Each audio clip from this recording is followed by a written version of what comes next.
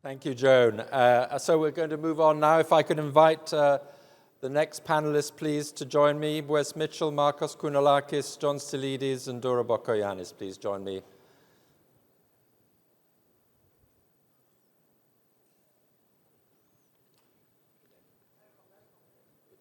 Hi, Markos. Yeah, Markos, please. Want me immediately there, or you want Dora there? I'll have Dora here. Yeah. Hi, good Dan. to see you again. Yeah. Hi, good to see you. Let's have Dora here, and yeah. Yeah, if you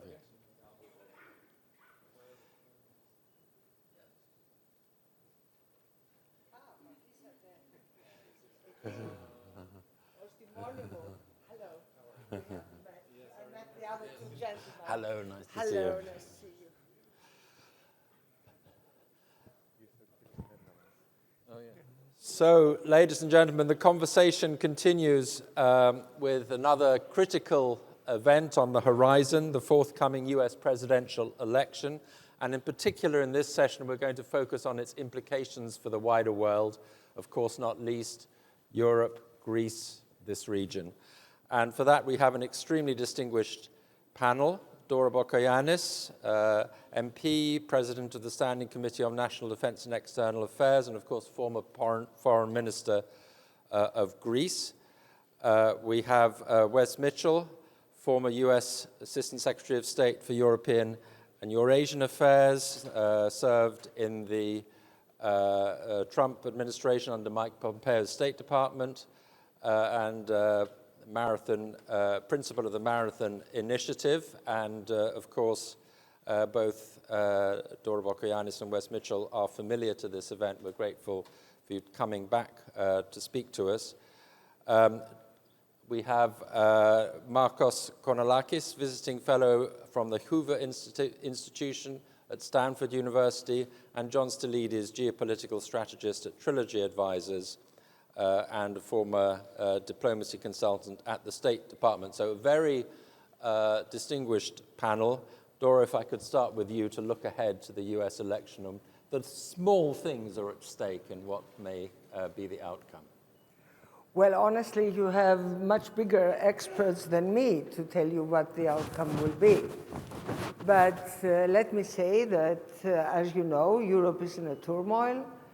There is a lot of anxiety around what will happen with the American elections, what the result would be, how these elections will influence the different problems we face in Europe and also the world, what the relations will be with the rest of the world, how will NATO look after we have the first experience during the first term of Trump's presidency, in case Trump is elected. As you know, we are facing a very difficult moment now in Europe. The French elections were an expected shock, not as big, hopefully, as we feared, but the results will show it next Sunday. What will happen in France? The German-France relationships are not the relationships we knew in the past, so Europe is in front of a lot of new and old problems. The role of the United States is crucial. It's crucial for Ukraine. It's crucial for the Middle East. How the new, whatever it will be, American administration will work in the Middle East. The Middle East for us is extremely important. As President Gül said before, we follow the whole evolution with a lot of concern because, as you probably know, Greece is in a very particular position. We are honest brokers in the region. And I think we are a country which has shown also in the past and today that we are able to communicate in a very good way, both with Israel and with the Palestinians. But a lot, of course, depends on the United States. Now, the last debate, which we followed, it was a very bad idea, let me tell you, to wake up at 4:30 in the morning to see this debate. It was really disappointing, very disappointing. For people who have done foreign policy all their lives, to see this debate of the leaders of the free world, I mean, we cannot talk it around. It was a great disappointment, and it added up to the anxiety everybody feels. So the United States in trouble, at least for 6 months to come. Europe in trouble, at least for the 6 months to come, gives a message to the countries around. Putin believes he's much stronger, so he attacks in a completely different way. In the Middle East, there is no sign of any kind of agreement due to the fact that everybody waits, or at least Netanyahu waits, the American elections. And of course, the whole of the rest of the world feels free to make movements which until now they would think twice about. So I stop here. Well, that's a depressing, but understandably I'm depressing. Sorry, I would like to be more optimistic, honestly. Yes, you didn't mention that we did at least learn something about the presidential golfing prowess and their handicaps. I mean, Yes, this is of yes. great. This was very important. Great I forgot geostrategic about importance. But just suppose for a moment that we have a second Trump term. What do you expect would happen in Ukraine, or the implications for Israel, Palestine? Do you think there would be a change in dynamics in both those circumstances? Well, I'm not the big expert. I think we will hear from Ambassador Mitchell more.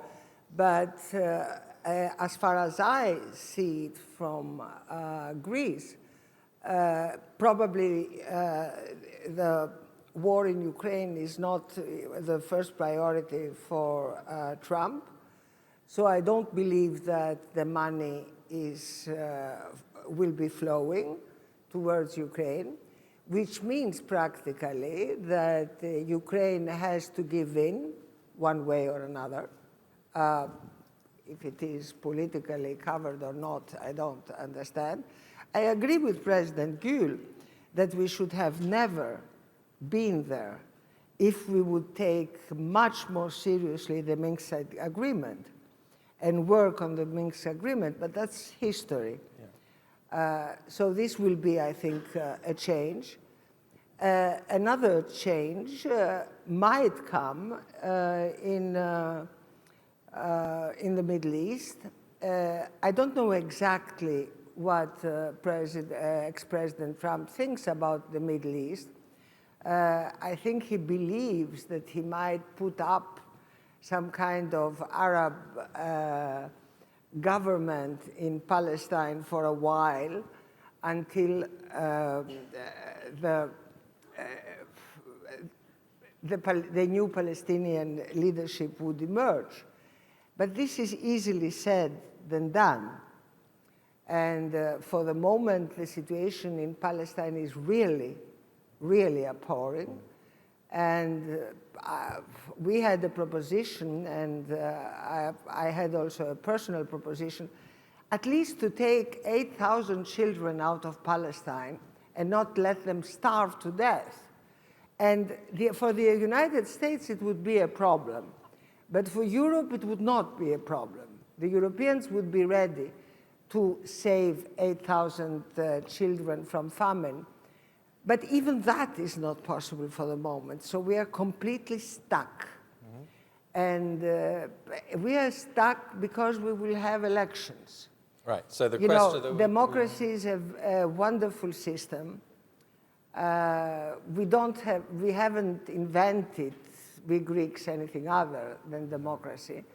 But unfortunately, during the electoral campaign, nothing moves.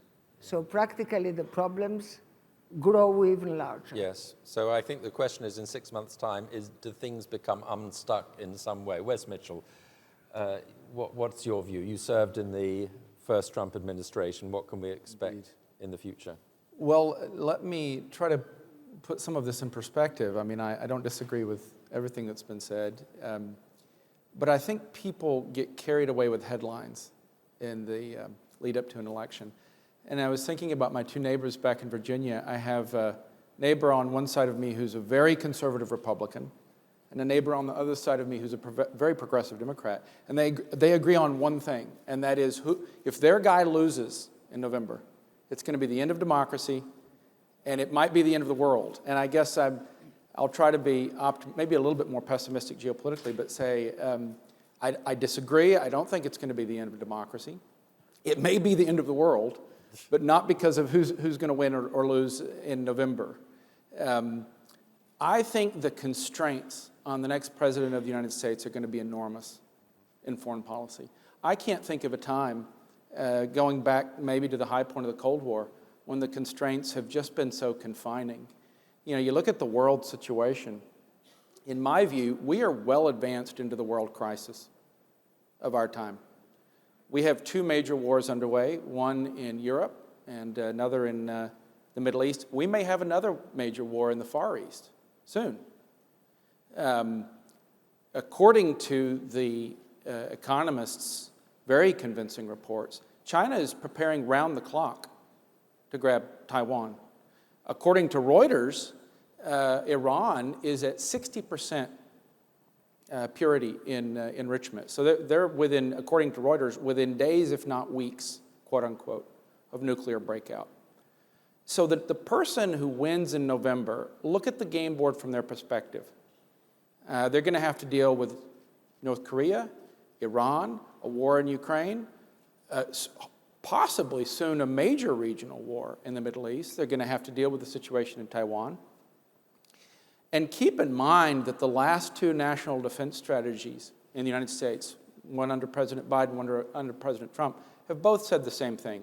The United States military is not postured or configured or equipped to fight two major peers simultaneously. So the big question is, how do we deal with the potential for wars in three major regions simultaneously, given those constraints? And I think the constraints are real. And, you know, to make the point, look at Biden's foreign policy. When Biden came to office, remember at that time some of his goals. He wanted to reduce tensions with Russia and China. He wanted to reduce domestic U.S. energy production. Biden came into office with the goal of returning the consulate to Jerusalem, returning to the Iran nuclear deal. None of that has happened. Biden doubled down on Trump's China policy, in fact, increased it with export controls. Biden embraced the Abraham Accords. You mentioned what would Trump do in the Middle East? Well, we know in fair measure from the last time around. It was under the Trump administration that the Eastern Mediterranean strategy that strengthened the U.S. role in relations with Greece and in this part of the world, the 3+1 format that I worked on with Secretary Pompeo, Israel, Cyprus, Greece. So we don't know everything about what it would look like. But I would say the next president is going to operate under very significant constraints. I think a lot of the hype in the lead up to an election is inevitable. But I would keep perspective. And democracies, thank you, Greece, for democracy. We're seeing its effects across the Western world. But look, I think I have a lot of friends on the left who like to talk about democracy, but they don't like to accept the outcomes when it goes against what they preach. So I would say have confidence in the United States, but understand the constraints that we're operating under. I think the strategic constraints are real. I think we do still need Europe to do a hell of a lot more than it's been doing, even with the major step up in what Europe has and it deserves to be acknowledged since the start of the Ukraine war. But the way I would put it is this, to European friends. Focus less on what Trump might do and focus more on what our enemies probably will do and what you should do to improve your defenses. I think the hour is late. I think we're experiencing I think it's a very grave international situation.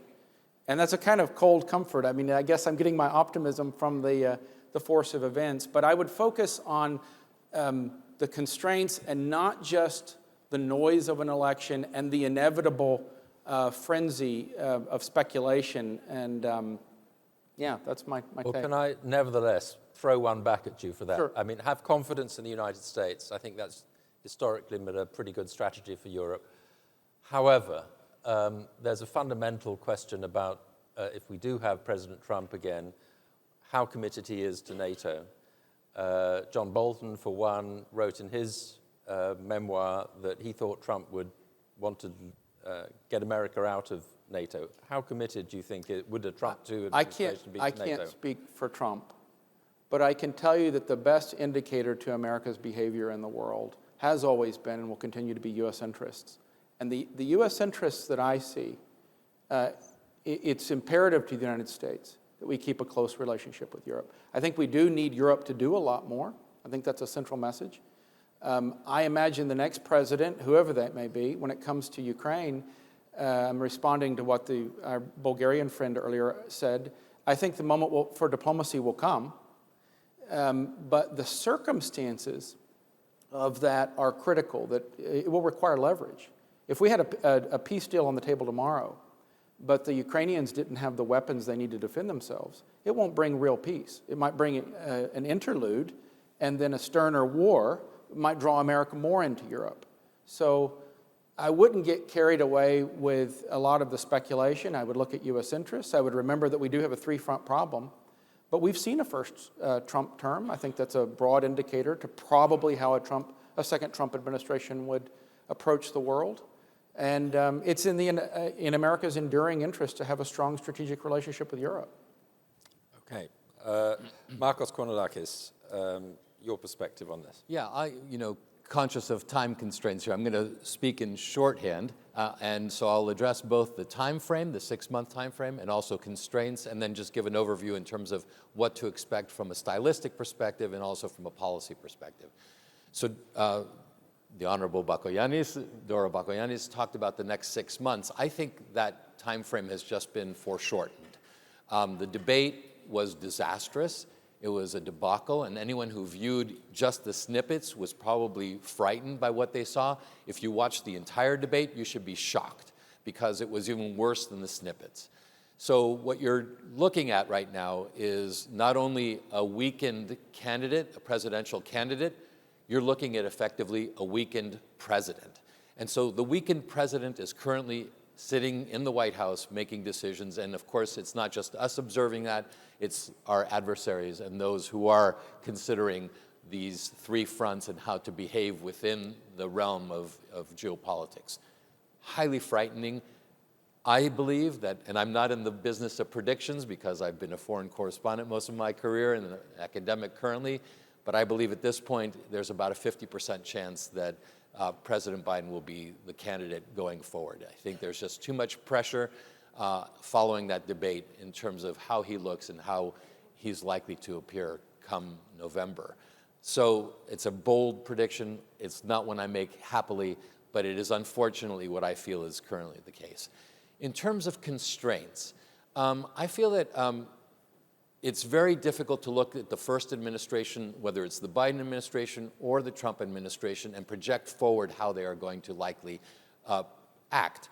What we just saw yesterday in the United States was a Supreme Court decision that effectively has created what could be an imperial presidency. In other words, the constraints that have existed and that existed during the first Trump administration were those of personnel, were institutional.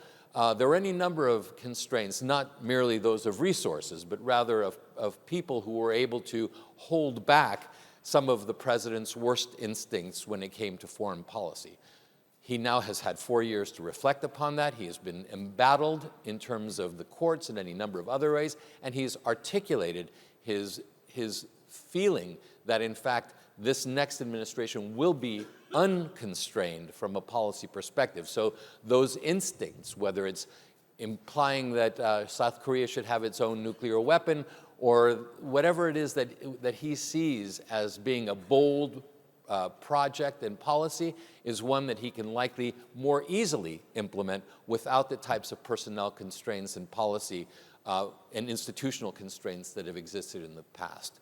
And then finally, just to kind of give you a sense of how I have shorthanded what you're likely to see, and this depends in part on who the candidates will be, whether it's Trump or any Democrat. Remember, the only person who likely enters into this campaign with foreign policy experience are Trump and Biden. If there is not a Biden candidacy, then you are likely to get a governor of some sort. And in general, governors do not have a whole lot of foreign policy experience.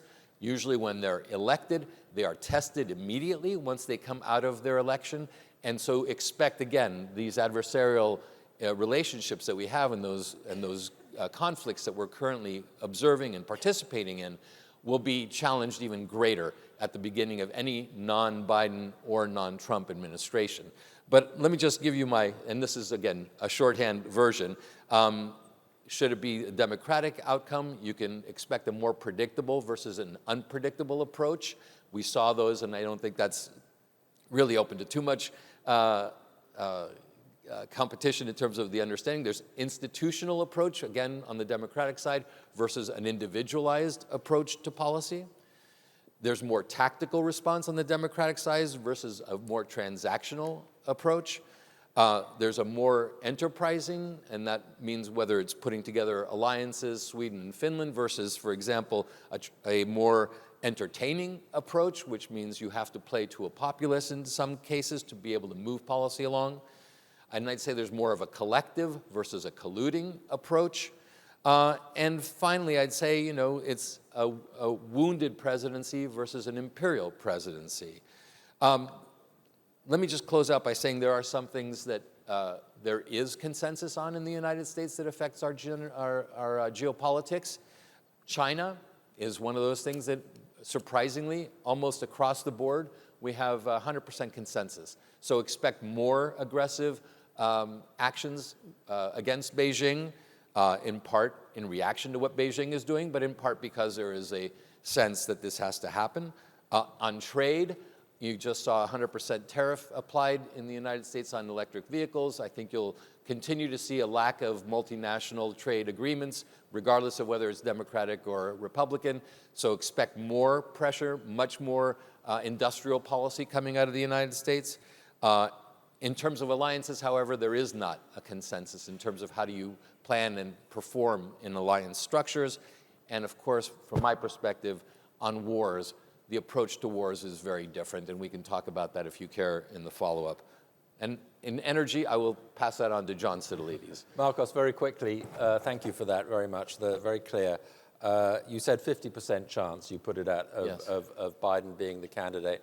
If you were an advisor to Joe Biden right now, what would you be saying? Would you be saying go for the good of the country, let someone else step in, or would you say tough it out, which seems to be the Jill Biden line? Yeah, so I have to start out with my caveat because I have a horse in this game. So if, for instance, Gavin Newsom were to become president of the United States, my wife would become governor of California. So I have some interest in this. No conflict of interest There is there a bit of a whatsoever. conflict of interest. But if I were advising him honestly, I would say the least chaotic outcome would be for him to recognize that not only is he a wounded candidate, but a wounded president, that he goes before the public and says, look, I recognize my faculties or my physical stature doesn't allow me to continue.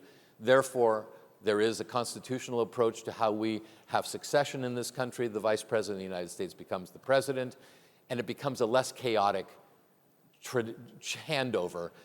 She would then go into the convention as the president of the United States, and all of the chaos that would follow in the convention. Yeah.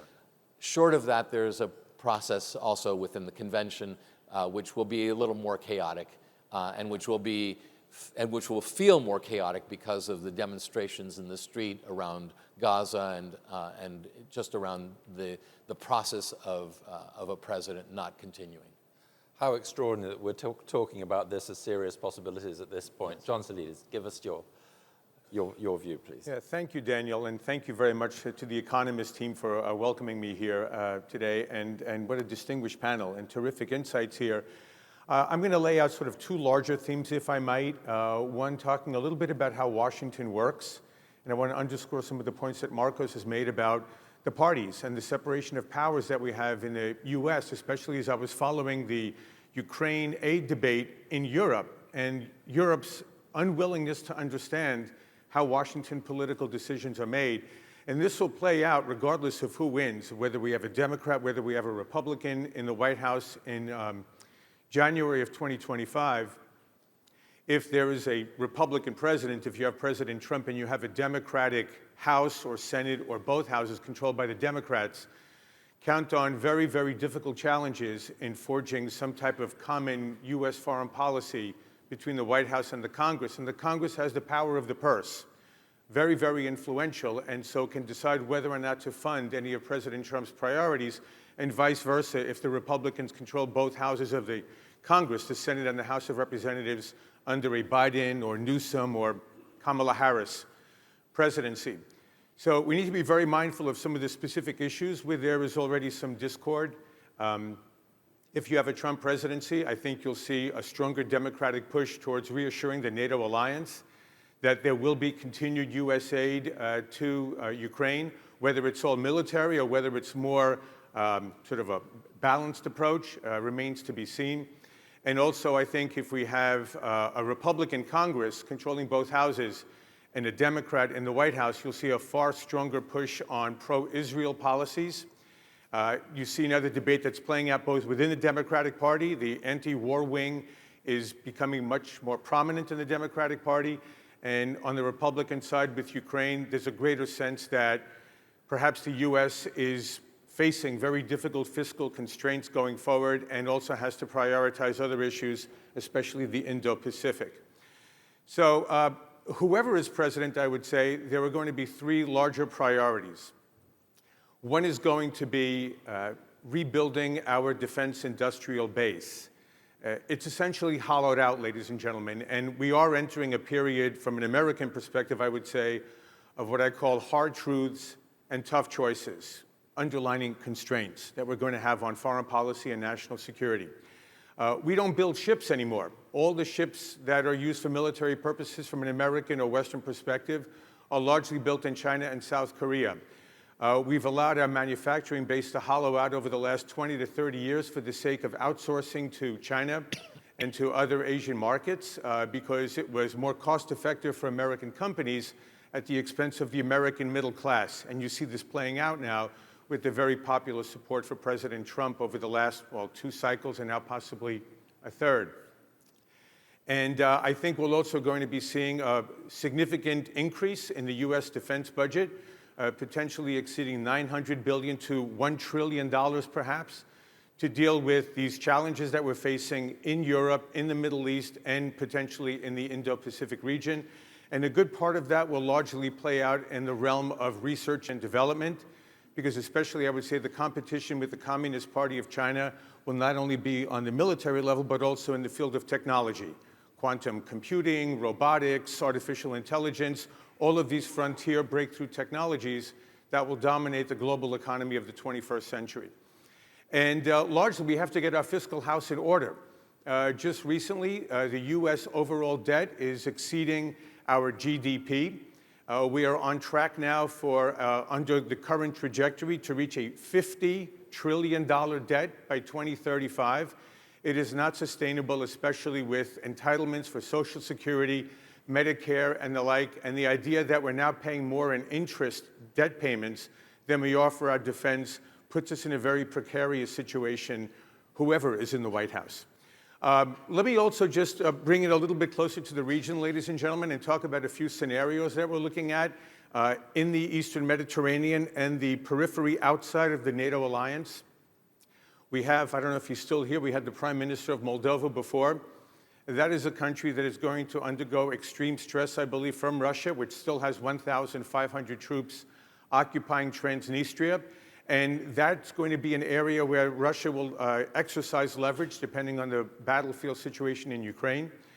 We're not sure if we're going to have peace or war between energy-rich Azerbaijan, increasingly armed by Russia and Turkey and by Israel, against an increasingly impoverished but pro-Western Armenia. So you could have a breakthrough there, or you could have war. We see Russia that is not only building stronger bases in Syria based on the lease they cut with Assad in 2015, but potentially building out now a base in Tobruk, just south of Crete, in the eastern Mediterranean Sea. And what does that mean for US and NATO power projection? Russia may be arming the Houthis to more sustainably attack global shipping in the Red Sea, partly as a retaliation for the permission now for Ukraine to strike at targets inside of Russia. They don't have to necessarily retaliate against Ukrainians. They can use the global chessboard to retaliate. And another potential scenario now, and one that has been hinted at publicly by the Iranian regime, is to arm the Polisario Front in the Western Sahara to attack global shipping in the Straits of Gibraltar. So this is the kind of a situation that we're potentially facing in the next 4 years, regardless of who is occupying the Situation Room in the White House. Well, thank you. All very sobering. And thank you for reminding everybody that it's not just a presidential election that is happening. There's, of course, congressional elections as well, and those are crucially important in the American system. We're running over time, but I'm going to take the opportunity, since we have such a great panel, to ask you all one more question, which is to bring it back to Greece, really, in this very tricky situation that you've all described so well. How does Greece and its partners set about getting this region sufficiently on the agenda of whoever forms the next administration at a time when there are so many tricky conflicts to manage around the world and resources are so constrained? How do you get the centrality of this region across? Maybe go in reverse order and end up with Dora Bakoyannis' view. Sure, John. Sure. Thank you, Daniel. I would say certainly build up on the very, very positive momentum for Greece, despite what might be happening in Ukraine, in the Middle East, and with these potential scenarios. I think what's happening in Greece has been much good news over the last 5-10 years, especially as Greece has come out of the Great Depression, just to be frank here with the language, and especially now with the strength in U.S.-Greece relations begun under President Trump and now accelerated under the Biden administration. The conversion of Alexandroupolis into one of the most important logistics, military, energy, and transportation hubs in all of Europe, I think is very good news. Greece connecting to what is the 3 Seas initiative up and down Central and Eastern Europe, I would say expanding it to a 6 Seas initiative, because once Greece is inside of this network, you have the Aegean Sea, the Ionian Sea, and the entire Eastern Mediterranean Sea connected to the other 3 Seas. And I think, even if we're not sure where exactly it's going, IMEC and these partnerships with countries like India, Saudi Arabia, and the United Arab Emirates to open up new logistics lines into the Indian Ocean and across the Middle East, I think portend very positively for Greece's role in the region. I don't want to repeat what John said. I associate myself with those remarks, in particular on the energy and on the defense front. But I think there are 2 more important aspects that are key to the United States and to Greece. One is, of course, what happens with Ukraine going forward. There is a natural relationship between Greece and Turkey and Ukraine in those regions that were so early attacked, whether it's Mariupol, as we refer to it in Greece, and its native population, and its historic relationship to Greece. Greece is going to play a very important role in terms of reconstruction in any of those regions that have been attacked. I think it's important that we remember that the Prime Minister of Greece was almost killed in Ukraine, and that particular event is one that I think should be in the front of everyone's mind as we think about what happens in the ongoing evolution of Ukraine. I'll bring in a second aspect which is not talked about, but I discussed this with the Secretary of the Navy at one point and have mentioned this to members of the Greek government as well. Greece has the largest merchant marine.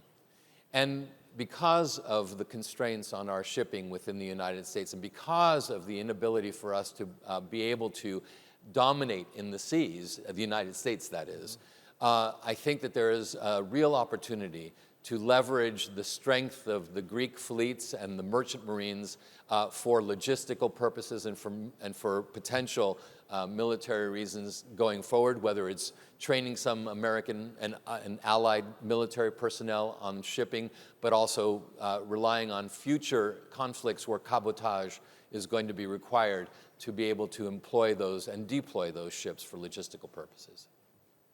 Well, Greece is unique because it's a stable democracy with significant military, and if you zoned out, for many hundreds of miles.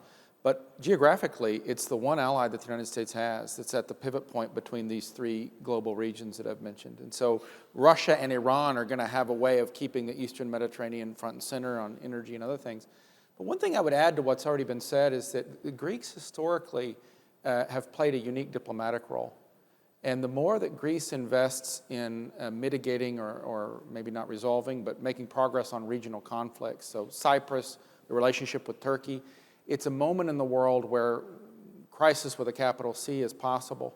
And so it benefits everyone, benefits the United States certainly, for Greece to play this role as it has done in the Near East with the Abraham Accords, as it's doing with Turkey in the Western Balkans.